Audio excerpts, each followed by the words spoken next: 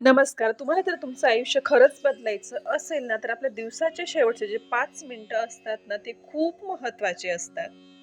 या शेवटच्या 5 मिनिटात तुम्ही सगळ्या काही गोष्टींचा विचार करत असतात, जे की दुसऱ्या दिवशी तुम्हाला दिवसभरात त्याचं नियोजन करायचं असतं किंवा उद्या तुम्हाला काय मिळणार आहे, या सगळ्या गोष्टींचा विचार तुम्ही शेवटच्या 5 मिनिटात करत असतात किंवा तुम्हाला एखाद्या अबंडन्समध्ये काय मिळणार आहे.